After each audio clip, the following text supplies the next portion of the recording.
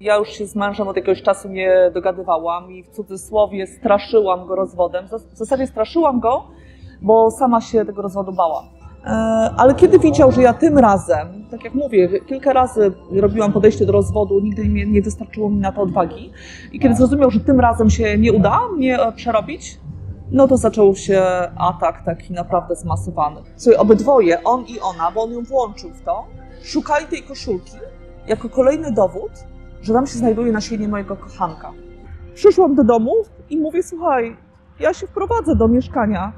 Nie będzie żadnych awantur, ja po prostu chcę być blisko dziecka. No, dziecko miało wtedy, jak ja go oddawałam, bo no mówię, przez jakiś czas on był jeszcze ze mną, mimo tego postanowienia.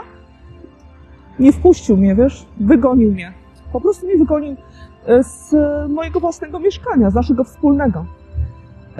Zadzwoniłam do dzielnicowego. Dzielnicowy mówi, no nie wiem, czy mogę to powiedzieć, co on mi powiedział. Dziewczyny, przede wszystkim do rozwodu musicie się przygotować. Nie możecie pójść tak po prostu, wiecie, tak jak ja, naiwnie, z myślą, że prawda się obroni.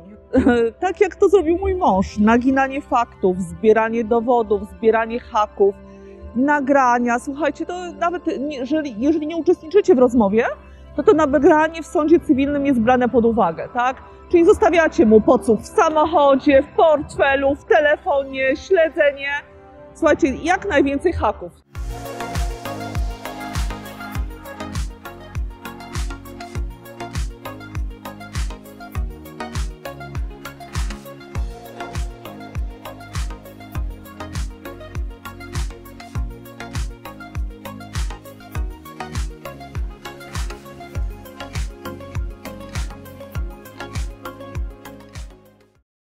Dzień dobry, ze mną jest Angelika i dzisiaj poruszymy taki temat, znany temat, ale pokażemy go od podszewki. Angelika opowie nam o rozwodzie po polsku. Angelika, mogłabyś tak króciutko się przedstawić, jak się nazywasz? Cześć, mam na imię Angelika, mam 45 lat, jestem w trakcie rozwodu.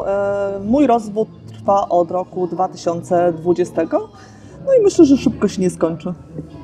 Jak już wspomnieliśmy, rozwód jeszcze trwa, tak? Tak, zgadza się. I jak się czujesz po tych wszystkich latach walki? To są lata, tak? Tak, to są lata walki, wiesz, to trwa już 5 lat, więc wiesz, to jakby różne etapy przechodziłam w trakcie trwania tego rozwodu. Od takich momentów mega depresyjnych, wręcz traumatycznych. Teraz jestem już na takim etapie, gdzie ja już stoczyłam tyle walk, tyle bitew, że czeka mnie teraz w lipcu kolejna rozprawa. I jak ty to znosisz? Jak się czujesz w trakcie tej sprawy? Wiesz, w tym momencie czuję się... Trudno o tym jest mi mówić, bo to były różne etapy, jeśli chodzi o ten rozwód. Bo gdyby 5 lat temu, kiedy ja składałam swój pozew rozwodowy, powiedziano mi, że normalnej matce, pracującej, dbającej o dom, gotującej obiady, tak, dbającej o dzieci, zabierze się dzieci, to uznałabym, że to jest jakiś ponury żart, tak? A teraz po 5 latach odbijania się po prostu, pisania 1000 pism, tomów akt, stwierdzam, że po prostu są rzeczy, na które nie mam w tym momencie wpływu i jeżeli nic się nie zmieni, jeżeli ta moja lipcowa sprawa, która się teraz zaczyna, nie zmieni tej sytuacji, no to po prostu się poddaję, tak? Więc czuję się jak wielka przegrana, tak mogę powiedzieć.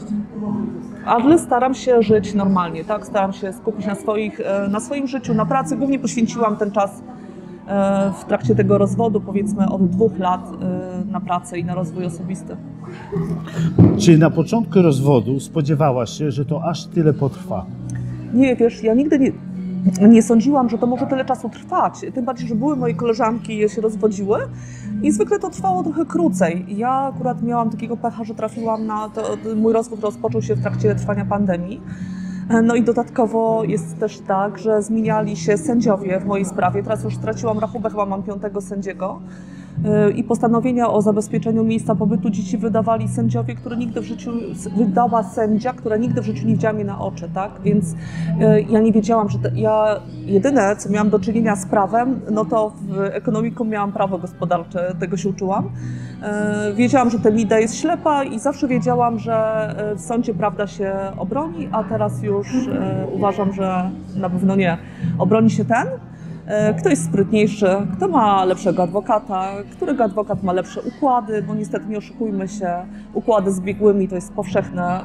Ja nie będę tutaj operowała nazwiskami, natomiast wiem, że w mojej sprawie zadziało się tak, że to było nie do końca było uczciwe badanie przez biegłego powołanego z listy biegłych sądowych, ale opinia, mimo że została jakby na moją niekorzyść, tak, mogę tam w szczegółach też Wam o tym opowiedzieć i niczego się nie wstydzę, nie mam nic do ukrycia, to jakby próbowałam obalić tą opinię, bo tam było mnóstwo nieścisłości, mnóstwo miałam argumentów na to, chociażby byliśmy na tym badaniu przez biegłych sądowych ja z moim mężem, byliśmy z dziećmi, po czym dostaję tą opinię i okazuje się, że mój mąż poszedł sobie sam.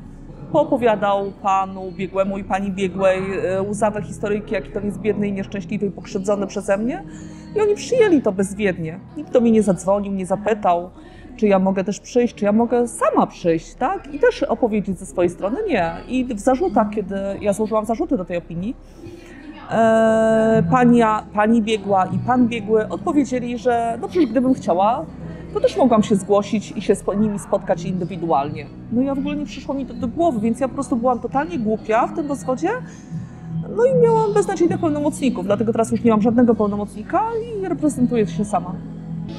Powiedz mi, jak to się zaczęło? Rozwód? Tak. No tradycyjnie, zwyczajnie, tak. Ja już się z mężem od jakiegoś czasu nie dogadywałam i w cudzysłowie straszyłam go rozwodem. W zasadzie straszyłam go, bo sama się tego rozwodu bałam. Ale to, co mnie spotkało, no tego się nie spodziewałam w najgorszych koszmarach i nawet ktoś mnie kiedyś zapytał, czy gdybyś wiedziała, że znowu cię to spotka, to co cię spotkało, czy zdecydowałabyś się na ten krok? To ja wtedy zawsze odpowiadam, że na pewno zdecydowałabym się na ten krok, bo przynajmniej dowiedziałam się, z kim żyłam przez 17 lat, ale bym się do tego przygotowała. Byłabym bardziej sprytna, bardziej przebiegła, bo ja właśnie, tak jak mówiłam Ci wcześniej, myślałam, że po prostu prawda się sama obroni. Ja po prostu napisałam pozew rozwodowy z adwokatem, złożyłam go do sądu i czekałam na dalszy przebieg wydarzeń.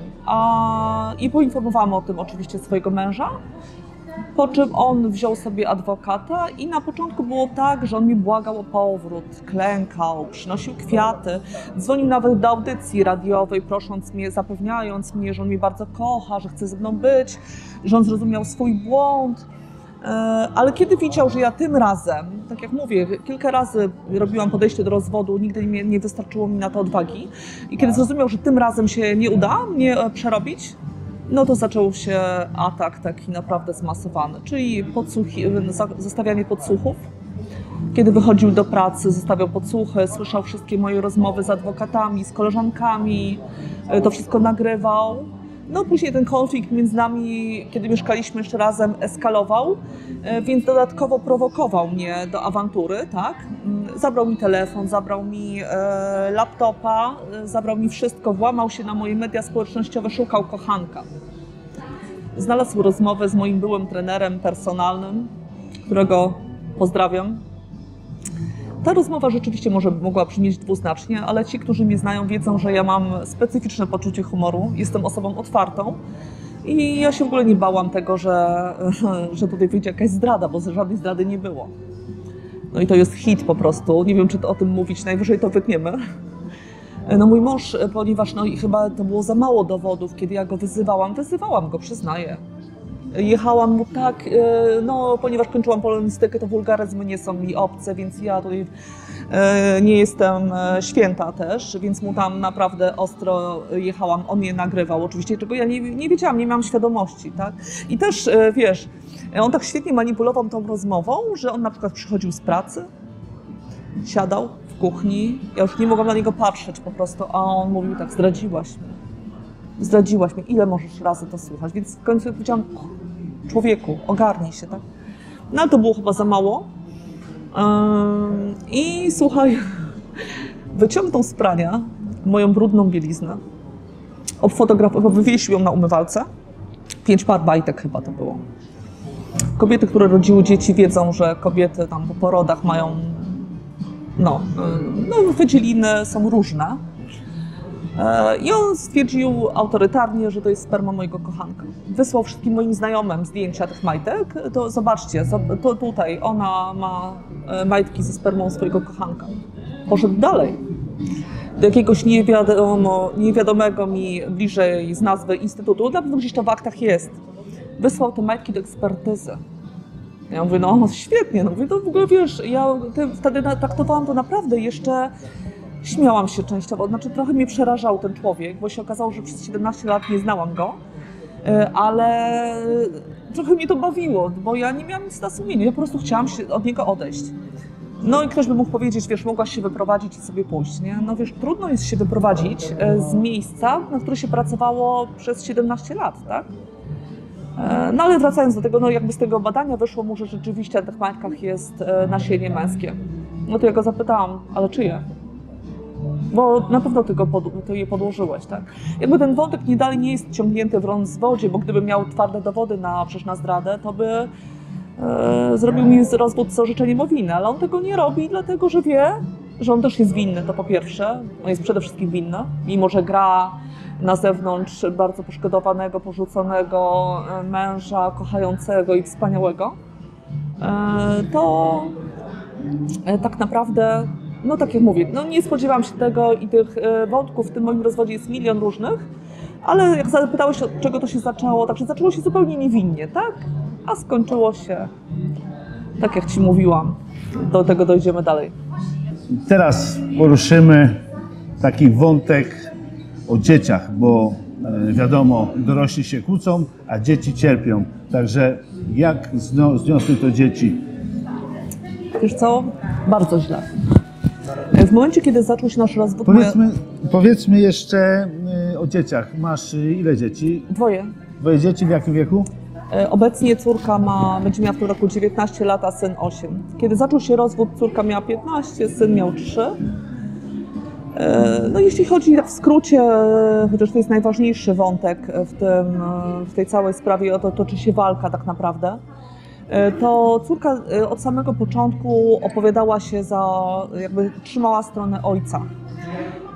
Co ja doskonale rozumiałam, bo ja raczej jestem taką matką bardziej wymagającą, tak? Czyli wyjdź z psem, posprzątaj pokój, ucz się i tak dalej. On był bardziej pobłażliwy, zresztą oni mieli takie, wydaje mi się, no ja dużo pracowałam, aczkolwiek, no myślę, że on bardziej po prostu pobłażał. No może niektórych rzeczy ja nie widziałam, może ja też nie byłam, wiesz, ja też pod koniec tego związku małżeńskiego byłam tak niezadowolona z życia, taka byłam nieszczęśliwa, że nie byłam sobą, tak, że też wracałam z pracy niezadowolona, byłam zła, że na przykład córka nie wyniosła śmieci, czepiałam się, ja jestem tego świadoma po tym czasie, tak. I ona od początku, bo jakby przed tym rozwodem, ja pozew złożyłam we wrześniu, a w sierpniu byłam z dziećmi sama w Bułgarii na wakacjach, więc wtedy już córce o tym powiedziałam i córka w pełni to zaakceptowała. Powiedziałam, że wiesz, ja bym chciała opiekę naprzemienną dla was, 2 tygodnie z tatą, 2 z mamą. Ona wtedy mnie zapytała, a jak ja bym chciała, na przykład kiedy będę z tobą iść do taty, to co? Ja mówię, no nie ma sprawy, tak?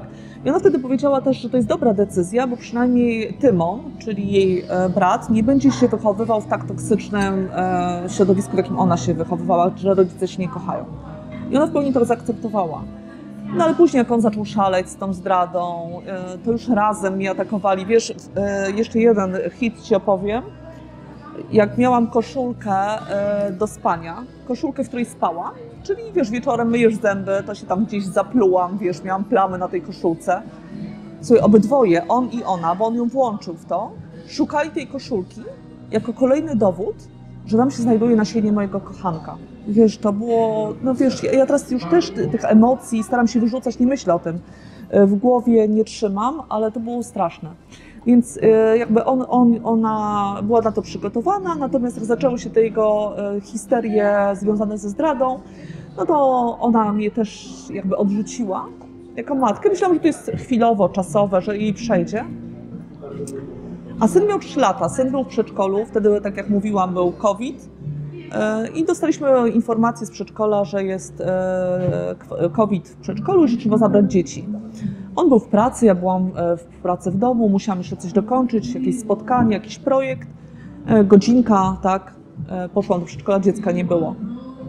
Okazało się, że on odebrał dziecko z przedszkola i zabrał je do swojej matki. Tam oczywiście córka też od razu się spakowała, poszła sobie do mamy, do babci. No i powiedział, że skoro jest kwarantanna, no to ja nie mogę się z nimi widzieć. Między innymi z synem, z 3-letnim dzieckiem, które było ze mną dzień w dzień, które karmiłam piersią, z którym byłam na macierzyńskim, na którego choroby, na zwolnienia zawsze ja chodziłam. Nie mogłam się z nim widywać. No ale później jak już minął ta kwarantanna, nie bardzo miał argumenty, ja chciałam, żeby on wrócił do domu. No dlaczego on dalej siedzi u tej swojej matki? No to on jakby już, mając tego adwokata, nie wiem kogo on słuchał, czy adwokata, czy jakichś swoich kolegów, czy jakichś tam dzielnych ojców. A ja ich też nie krytykuję, bo oni też są skrzywdzeni przypadkiem przez kobiety. Albo mamusi. Tak, mamusia bardzo dużą rolę odgrała w tym całym rozwodzie. No zaczął mnie wpuszczać. Ja dostawałam histerii. Ja przychodziłam pod drzwi, wzywałam policję. Policja wchodziła. Właśnie, słuchajcie, to jest ważne, jak działa polskie prawo. Ja jestem matką, on jest ojcem, mamy równe prawa. On przetrzymuje w mieszkaniu swojej matki dzieci, w tym 3-latka. Przychodzi policja i mówi tak, dziecko się nie chce z panią widzieć, a to jest mieszkanie pani teściowej, my nie możemy pani wpuścić na siłę. My wyszliśmy, dzieci są najedzone, nie są bite, wszystko jest dobrze, niech pani idzie do sądu. No wiesz, sprawy w sądzie, jak już ci wcześniej mówiłam, trwają długo. Ja nie mogłam roznieść tej rozłąki z synem, tym bardziej, że kontakty się zaczęły odbywać. Tak, pozwalał mi przychodzić. Ja przychodziłam, a syn, wiesz, to nie trudno zerwać więź z takim małym dzieckiem, tym bardziej, kiedy się daje mu do grania jakiś PlayStation, telefon cały czas, a matka przychodzi z kolorowankami czy z klockami, tak? On nie chciał, po prostu. Ja nie mogłam tego znieść i sobie wynajęłam firmę detektywistyczną, która pomogła mi zabrać tego syna. I go po prostu wyniosłam z tego mieszkania teściowej. Uciekłam z domu, bo wiedziałam, że jak wrócę do naszego wspólnego mieszkania, to on przyjdzie i mi zabierze, bo przecież mamy wspólne prawa. No i od tego się zaczęło prawdziwy horror, tak? Bo ja byłam osobą, która zabrała dzieci za pomocą detektywa, tak? Bo ja byłam tą złą, która zrobiła traumę dziecku, no wiadomo, że dziecko wtedy płakało, nie było tyle czasu, bo to on był z nim u matki chyba 3 miesiące, bo to jakoś zabrał we wrześniu czy w październiku, a ja w grudniu w okolicach świąt zabrałam to dziecko za pomocą detektywa. Mało tego, sobie sama strzeliłam w stopę, bo na pierwszej rozprawie bałam się powiedzieć. I zresztą moi pełnomocnicy mi doradzali, niech pani się nie przyznaje, że pani brała z detektywem, niech pani powie, że jakiś tam przechodzień pani pomógł.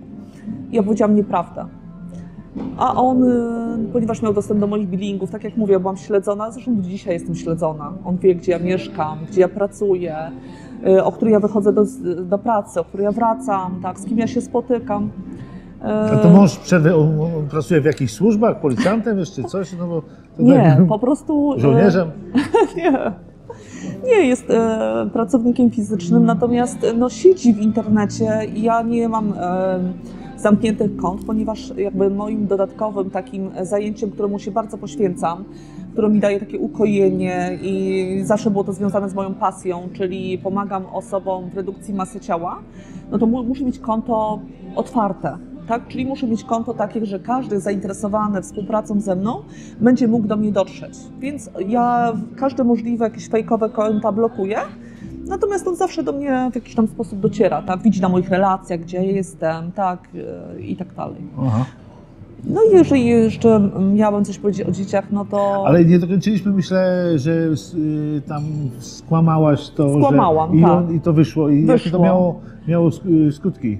No bardzo niefajne dla mnie, tak, no bo jego pełnomocnik natychmiast podłapał temat i pisał to, że ja skłamałam w sądzie, że jestem osobą niewiarygodną, niegodną zaufania. Próbowałam to odkręcić, ale no... Słuchaj, jeżeli ja przez 5 lat w zasadzie sprawy sądowe miałam może 3, pierwszą właśnie tam, gdzie było zabezpieczenie miejsca, pierwsza taka otwierająca, gdzie ja właśnie użyłam tego kłamstwa, żeby się jakoś tam ratować. Druga już zupełnie z innym sędzią, na której sąd zdecydował się tylko wysłuchać teściowej, bo już dzieci były przy ojcu. No bo tak jak mówiłam, opinia biegłego plus to, co ja zrobiłam, zaważyły na tym, że sędzina sędzina, która mnie tam nie słuchała mnie w ogóle, ona mnie nie znała, tak? Nie znała mojej historii, tylko tyle jedynie w aktach. A w aktach wiadomo, że on pisał jakieś paszkwile na mnie, a ja starałam się też pokazać jego w jak najgorszym świetle, bo chciałam pokazać, że ja naprawdę nie jestem taka zła, jak on mnie przedstawia. No ale już padło, że zabezpieczenie musi być, jest na czas trwania rozwodu, jest przy ojcu. Argument sędziny był taki, że jestem młoda i wykształcona i mogę zarabiać na nich, natomiast mąż w tym czasie będzie prał, gotował i zajmował się dziećmi, czego nigdy wcześniej nie robił. A, bo ja coś słyszałem, bo ty mi prędzej mówiłaś, że też jest to taka pułapka, bo w momencie, bo ty sobie jak gdyby walczysz z tym bólem, bo to jest ból po rozstaniu z dziećmi, poprzez pracę. Pracujesz więcej i o tym zapominasz, ale to jest takie kwadratura koła, bo jeżeli więcej pracujesz, masz większe dochody i musisz płacić większe alimenty. Tak, ja cały czas dostaję wnioski do sądu właśnie od mojego męża, który jako mężczyzna, kierowca zawodowy deklaruje, że zarabia 4000 zł. On szacuje, że ja zarabiam 15, w jednym z PiS spadło. Nie wiem skąd on to wywróżył, może ze szklanej kuli, może z fusów rano jak pił kawę, nie wiem. W każdym razie i deklaruje, że ja właśnie, on stwierdza taki fakt, że ja zarabiam dużo i ciągle mi, teraz już córka jest dorosła, więc spodziewam się za chwilę, że córka wniesie pozew o alimenty, bo jakby cały czas trwa sprawa z zabezpieczeniem. Czyli ja płacę zabezpieczenie i zabezpieczenie przez komornika. A dlaczego przez komornika? Bo kiedy było postanowienie, że dziecko mam oddać, tego synka, który był ze mną wtedy, miał 3 lata, 4. Ja nie chciałam, znaczy ja się z tym totalnie nie godziłam, tak? Ja uciekałam, zmieniałam miejsca pobytu, nawet rozważałam ucieczkę za granicę. Wiesz, no to była trauma. Kontaktowałam się z różnymi instytucjami pomocowymi kobietom. Jedna pani mnie zresztą oszukała z takiej ala fundacji, cudzysłów, organizacji, czy to też jakby ktoś był zainteresowany, to powiem, z jakich nie korzystać. Ale w końcu uznałam, że nie chcę dziecku robić takiej traumy, że przyjdzie kurator i mi go zabierze razem z policją, tak? Więc po prostu musiałam dziecko oddać. Ale przez ten czas, kiedy dziecko było ze mną, mąż nie płacił ani złotówki na niego, a pobierał alimenty na 2 dzieci przez około roku. A ponieważ ja ich nie chciałam płacić na samym początku, kiedy zostały zasądzone, to natychmiast poszedł do komornika. Nie? No, ma postanowienie, komornik i teraz mu mówię, człowieku, oddałam ci to dziecko, tak? Walczę dalej, tak? Chcę mieć to, opiekę nad tym dzieckiem, młodsze, no bo starsze jakby już temat jest zamknięty. Zdejmij mi tego komornika, to zajęcie komornicze z pensji. Tym bardziej, że ja pracuję w instytucji państwowej, nie jest mi to potrzebne, żeby ludzie o mnie na korytarzu mówili, chociaż ludzie mnie znają, wiedzą jaką mam sytuację, więc nigdy nikt na mnie w jakiś zły sposób nie patrzył, ale ja się tam niekomfortowo czuję. Poza tym, no wiesz, chciałabym może jakoś ułożyć sobie życie, wziąć kredyt, coś jakby powiem ci później, jak to dalej majątkowo, to też jest w ogóle hit. Ale nie, tego komornika nadal mam, po złości po prostu, bo tak, nie? Ale nie przeszkadza mu to składać kolejnych wniosków o wyższe alimenty. Czy mogłabyś uchylić rąbka tajemnicy, jak to wygląda finansowo? Jeżeli nie możesz, to nie mów. Mogę powiedzieć, nie ma sprawy. Pierwsza moja pełnomocniczka, wiesz, no mówię, ja teraz gdybym miała zrobić to drugi raz wszystko od nowa, ja działałam, wiesz, jak dziecko we mgle. Ja łapałam się różnych, wiesz, miałam jedną pełnomocniczkę, on mi zabrał dziecko, ja do niej dzwonię i mówię, wie pani, on zabrał dziecko. A ona mówi, no trudno, no wie pani, pani musi poczekać na postanowienie sądu, bo ja mam klientkę taką, która 3 lata nie widziała swojego dziecka, więc ja wpadłam w panikę i wzięłam następnego adwokata. Więc ten pierwszy adwokat wziął ode mnie 4000, kolejna 40, bo miała być taka żleta, wiesz, po prostu taka, no nie, w ogóle świetna. Następna chyba 8. No i na tej trzeciej się skończyło, nie? Stwierdziłam, że to w ogóle nie ma sensu, bo te pisma, które ona tworzy, produkuje, one nie mają wpływu totalnie na nic, a za wszystko muszę płacić, tak? Jedna wizyta adwokata w sądzie to jest koszt około 600 zł, tak? Czyli ta pierwsza opłata rozwodowa, którą wnosimy do sądu 600 zł, to jest naprawdę, to jest miligram, mili tych kosztów, które cię w sądzie czekają.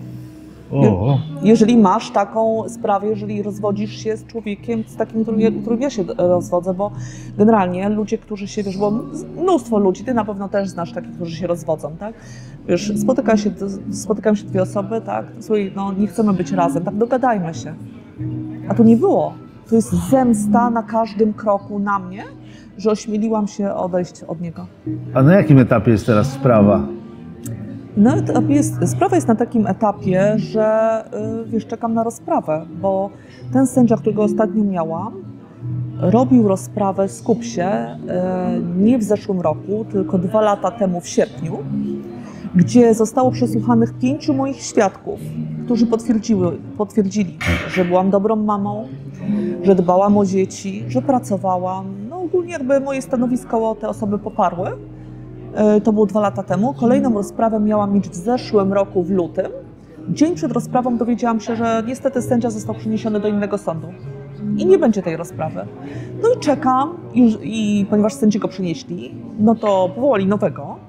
No i ten nowy sędzia wyznaczył, uwaga, po tym jak wniosłam sprawę o przewlekłość postępowania, wygrałam, no 2000 wygrałam, wow.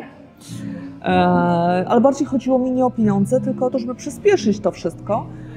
Wyznaczył termin rozprawy na lipiec. Daj Boże, mamy luty 2025 roku, więc jeszcze trochę poczekam na tę rozprawę. A co na niej się wydarzy? Nie wiem. Wy mieliście wspólne mieszkanie, czy każdy miał z was osobne mieszkanie? Wiesz, mieliśmy wspólne mieszkanie, w którym mieszkaliśmy razem z dziećmi. No i on teraz pod przykrywką głównego opiekuna dzieci po prostu sobie to mieszkanie okupuje. W momencie, kiedy ja postanowiłam jednak oddać to dziecko, to źle brzmi, wiem, ale nie ma dobrego słowa. Nawet czasami mój syn mnie pyta: mamo, dlaczego mi oddałaś? To przyszłam do domu i mówię: słuchaj, ja się wprowadzę do mieszkania. Nie będzie żadnych awantur, ja po prostu chcę być blisko dziecka. No, dziecko miało wtedy, jak ja go oddawałam, bo no mówię, przez jakiś czas on był jeszcze ze mną, mimo tego postanowienia. Nie wpuścił mnie, wiesz, wygonił mnie. Po prostu mnie wygonił z mojego własnego mieszkania, z naszego wspólnego. I kiedy ja próbowałam powrócić do tego mieszkania, wezwałam policję, żeby mi to umożliwiła, bo jestem współwłaścicielem. No i prawo w Polsce to jest... Tego się nie da opisać, wiesz, dla mnie to jest tak irracjonalne. Policja powiedziała: no ale on jest głównym zamieszkującym i my nie możemy panią na siłę wpuścić. Ja mówię: ale proszę pana, to jest moje mieszkanie, no to nie szkodzi, on się nie zgadza. Rozumiesz? Rozumiesz w ogóle absurd tej sytuacji? Zadzwoniłam do dzielnicowego, dzielnicowy mówi: no nie wiem, czy mogę to powiedzieć, co on mi powiedział. Raz zastosowałam taki środek, wiesz, że się dostałam do tego mieszkania, bo ja w tym mieszkaniu, wiesz co ja zabrałam, kiedy z detektywami zabrałam dziecko? Psa, kota, ubrania dla siebie i ubrania dla dziecka. Ja nie wzięłam telewizora, nie wzięłam pralki, nie wzięłam konsoli, nie wzięłam nic. Zabrałam dziecko i zwierzęta. No a teraz on jest panem na Włościach. Sprawa majątkowa w ogóle nie ruszyła z miejsca, bo to wszystko trwa. Myślę, że też będzie trwała przez jakiś czas, rzeczoznawca i tak dalej. Wiesz, najbardziej przerażające jest to, że on nawet nie myśli o tym, nawet przez sekundę, że mi się cokolwiek z tego, na co pracowałam 17 lat, należy. To jest przerażające. No, zobaczymy, jak to się dalej potoczy, tak? Dopiero te sprawy majątkowe dopiero wystartują. A jaki finał sprawy by cię zadowalał na dzień dzisiejszy? Wiesz co, chyba byłabym najbardziej zadowolona. Najbardziej zadowolona to jest złe słowo. Chciałabym mieć opiekę nad swoim synem. Nie muszę być głównym opiekunem. Wystarczyłoby, że mamy opiekę naprzemienną, chociaż obawiam się, że to też nie wyjdzie, ponieważ mój syn ma już 8 lat i jest tak zmanipulowany przez swojego tatę, że traktuje mnie jako dostawcę rozrywki, ewentualnie finansów, w ogóle nie licząc się z moim zdaniem. Więc jedyne, co mogłoby uratować sytuację, to, że ja jestem głównym opiekunem dziecka. Wiesz, to jak on się zachowuje w pierwszej klasie, jakie ma uwagi w szkole, jak jest agresywny, widać, że ewidentnie sobie dziecko nie radzi z tą trudną sytuacją. Ja, kiedy zaczęliśmy rozwód, zapisałam go na terapię. Przez jakiś czas jeszcze syn uczęszczał na tę terapię. Co ciekawe, mąż sobie dołączył koszty terapeutki plus dojazdu do tej terapeutki, do alimentów. Natomiast już dziecko ponad rok z tej terapii nie korzysta. On tego w ogóle nie widzi, cały czas jakby próbuje, ta jego postawa jest odwetowa wobec mnie. Ja myślę, że jedynym ratunkiem, chciałabym uratować swojego syna. Bo moja córka już bez żadnego powodu, wiesz, bo też o tym nie mówiłam, przez jakiś czas jeszcze się spotykałyśmy. Przychodziła do mnie do domu, wychodziłyśmy do restauracji. Nie wiem, jakie on jej przekazuje informacje o mnie, od kogo. W każdym razie kiedyś do niej napisałam, ona napisała: nie chcę cię znać. No i obawiam się, że jeżeli teraz to się nie zmieni z synem, jakby nie zmieni się główny opiekun, za chwilę mój syn powie to samo. A wiesz, jedyna moja wina jest taka, że się chciałam rozstać z ich ojcem. To jest moja jedyna wina. Jak to taki mój kolega kiedyś powiedział, że nieobecni racji nie mają. Czyli nie ma ciebie, tylko jest jedna narracja ojca, Tak. dziadka, babci. Tak. Nie jestem w stanie uwierzyć, że jest tak, że przekabacili na swoją stronę. Niestety jest tak, wiesz, ja, tak jak ci mówiłam na początku, nie miałam pojęcia, że naprawdę, ja rozumiem, że ojciec i matka to są równoprawni rodzice. I ja to akceptuję w pełni. Dlatego mój pierwszy wniosek rozwodowy to była opieka naprzemienna. Nigdy nie chciałam ściągać od niego jakichś, nie wiadomo, jakichś alimentów, mścić się. Ja chciałam się po prostu rozstać i żeby dzieci tego jak najmniej odczuły. Ale takich matek, które po prostu przez działania właśnie takich zaburzonych ojców, bo to jest zaburzenie. Jak może człowiek, z którym byłam 17 lat, któremu urodziłam 2 dzieci, niszczyć mnie jako człowieka, zniszczył mnie jako matkę i niszczy mnie nadal jako człowieka, moją opinię w miejscu pracy, w moim środowisku, w którym się wychowywaliśmy. Tak naprawdę z naszych wspólnych przyjaciół, znajomych, został z nim może jeden, którego też żona zostawiła, a reszta naszych wspólnych znajomych, zresztą to, co ci mówiłam, 5 naszych wspólnych znajomych zeznawało po mojej stronie wtedy 2 lata temu podczas rozprawy. Tak? I oni mówili, oni nie rozumieją, dlaczego tak się wydarzyło. Więc jakby koniec tej sprawy powinien być taki, żeby ktoś w końcu mnie wysłuchał, uwierzył w to, co ja mówię, że to jest prawda, przejrzał się tym dowodom, które ja składałam w sądzie, przeczytał zeznania świadków i oddał mi mojego syna. Rozumiem. Dla mnie to była taka dziwna sytuacja, bo ja nigdy tak się nie wgłębiałem w sprawy rozwodowe i jak później tak zapoznałem się bardziej z twoją historią, to tak za bardzo do mnie nie dochodziło, jak to możliwe, że kobiecie, która nie ma żadnych nałogów, jest zupełnie trzeźwa na umyśle, no tak, zabrano dzieci, bo przeważnie jest odwrotnie.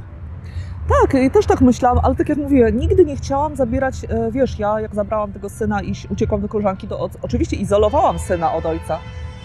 Izolowałam, dlatego że się bałam, że on go ponownie zabierze, tak jak wtedy, kiedy zabrał go z przedszkola i przytrzymywał u swojej matki. Ale nigdy na samym początku tej sprawy rozwodowej nie miałam tego w planach, tak? I nie sądziłam właśnie, że on może stać się głównym opiekunem, osoba, która nigdy tym głównym opiekunem tak naprawdę nie była. On na podstawie jakichś tam głupich screenów, gdzie ja byłam na jakiejś konferencji, wysłałam mu zdjęcie i zapytałam, jak się dziecko czuje, bo akurat jeden weekend zajmował się nim, bo ja byłam na jakiejś konferencji, no to już jest jakby cała podstawa. To oczywiście w międzyczasie próbował ze mnie zrobić alkoholiczkę, osobę zaburzoną, puszczającą się na prawo i lewo, no wiesz, różne historie. No teraz też złożył kolejne pismo takie ostateczne, w którym jedzie po mnie po prostu jak po najgorszym na świecie człowieku i wiesz, czytasz te rzeczy i tak naprawdę człowiek zastanawia się, o co, what the fuck, nie? No tak. Jak to jest możliwe i że to druga strona przyjmuje. Jakie byś miała przesłanie dla kobiet znajdujących się w podobnej sytuacji jak ty? Dziewczyny, przede wszystkim do rozwodu musicie się przygotować. Nie możecie pójść tak po prostu, wiecie, tak jak ja, naiwnie, z myślą, że prawda się obroni. Tak jak to zrobił mój mąż. Naginanie faktów, zbieranie dowodów, zbieranie haków, nagrania. Słuchajcie, to nawet jeżeli nie uczestniczycie w rozmowie, to nagranie w sądzie cywilnym jest brane pod uwagę, tak? Czyli zostawiacie mu podsłuch w samochodzie, w portfelu, w telefonie, śledzenie. Słuchajcie, jak najwięcej haków, to wam mogę doradzić, tak? Im więcej będziesz miał haków, argumentów, dowodów, wystarczy, że one będą zmanipulowane, tak? Że on sobie gdzieś tam pojechał, powiedział ci coś innego, odpowiedni adwokat ci to opisze, jesteś wygrana, tak czuję. Po prostu trzeba się do tego przygotować, mieć dobrego adwokata, zaufanego, wiedzącego, wtedy, że musisz wiedzieć, że możesz mu ufać, że on nie tylko będzie od ciebie wyciągał kasę, bo adwokaci też często grają na zwłokę, tak? Im dłużej trwa postępowanie, tym więcej oni mają kasę, tak? Więc kogoś poleconego, jeśli chodzi o pełnomocnika, tak, jakąś koleżankę, zapytaj kolegę, kogoś w pracy. No i przede wszystkim dobrze się przygotuj, bo może pójdzie gładko, tak jak w wielu, wiecie, wszyscy znamy wiele par, które się rozeszły, pójdzie gładko, pójdziecie do sądu, powiecie sobie, ok, nie chcemy być razem, 10-15 minut, załatwiamy sprawę z dziećmi, opiekę i się kończy. Ale kiedy traficie na taką osobę jak ja, której się takiego zachowania nigdy nie spodziewała, okaże się, że wasza gehenna będzie trwała 5 albo więcej lat, tak? Także przed tym chciałam przestrzec i żebyście uważały na siebie. Jeżeli historia Was interesuje i jeżeli ktoś ma podobne problemy, to skontaktujcie się w opisach i Angelika opowie, jak postępować w takiej sprawie. No i co mogę powiedzieć? Proszę o komentarze, lajkowanie. Żegnamy się do następnego odcinka. Cześć. Dzięki, cześć.